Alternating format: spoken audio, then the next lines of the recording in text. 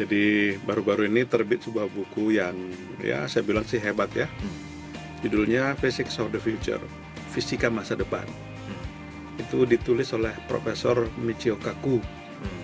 Ini fisikawan Amerika keturunan Jepang yang sekarang ini di dunia menjadi juru bicara sains dan teknologi yang paling terkenal dan paling ngetop.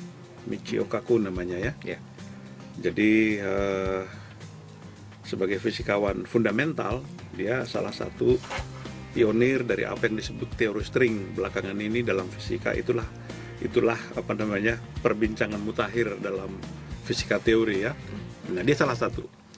Tetapi Michio Kaku ini sejak lebih dari 10 tahun yang lalu telah melakukan banyak sekali wawancara dan dialog dengan sesama ilmuwan. Dia mewawancarai lebih dari 300 ilmuwan top di berbagai laboratorium terkemuka di Jepang, di Eropa, termasuk di Amerika sendiri ya. Nah, 15 diantaranya pemenang Nobel. Nah, itulah yang dia kemudian sarikan menjadi buku terbarunya edisi 2011, judulnya Physics of the Future, Fisika Masa Depan. Ya kan? Ya tentu saja saya sebagai fisikawan alami dong tertarik dan suka pada buku ini. Ya, saya bilang di status Facebook saya, buku ini menyegarkan kembali cinta pertama saya kepada fisika. Gitu. Tetapi gini, intinya adalah bahwa dalam sejak peradaban kita sejak abad ke-20 boleh dibilang yang terbaru atau termodern sekarang ini, itu hampir seluruhnya itu sebenarnya di drive atau dimotori oleh fisika. Ambil contoh saja lah dari satu teori fisika ya yang sangat terkenal, elektromagnetika misalnya.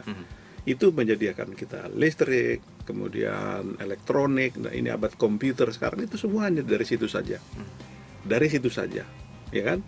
Nah, kita sampai nggak sadar lagi betapa itu adalah sumbangan fisika karena sudah demikian jamak dan sebagian biasa.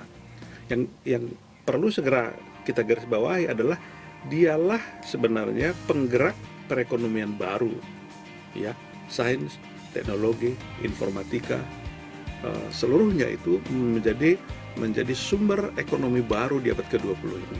Di abad 21, maka sumber daya ekonomi kita ke depan adalah yang digerakkan oleh, balik lagi, sains dan teknologi.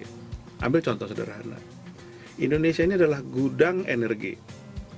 Energi terbesar kita yang masih dinikmati oleh dunia sekarang berasal dari 3 sumber: batu bara, minyak, dan gas.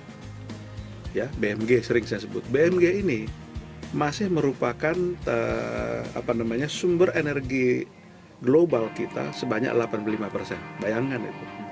85% energi kita adalah dari batu bara, minyak, dan gas. Dan itu sudah jutaan tahun di bawah bumi Indonesia.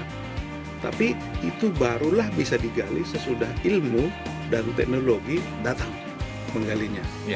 Kalau ilmu dan teknologi tidak ada, maka BMG itu tersimpan saja di perut bumi Indonesia, nggak bisa kita apa-apain. Sampai air hayat ya. Nah, itu loh. Jadi sebuah bangsa seperti kita ini ke depan adalah bangsa yang mesti membangun tentu saja budaya yang bersahabat dengan sains dan teknologi.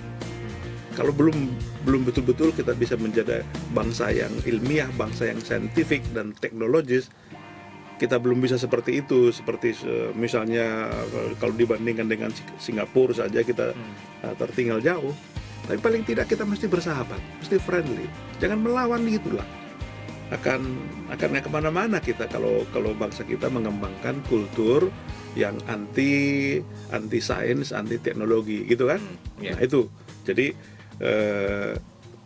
dalam menyongsong abad 21 ini tentu kita mesti meletakkan dasar-dasar kultural, dasar-dasar kerja dan budaya di dalam berorganisasi yang friendly terhadap perkembangan ini, sehingga dengan peradaban yang semakin padat sains dan teknologi serta nalar, kita bisa menampilkan seluruh kekayaan tanah air kita pada dimensi yang sebelumnya belum terbayangkan. Ya, dengan faktor 1000 kali lipat lebih bagus dibandingkan dengan abad sebelumnya.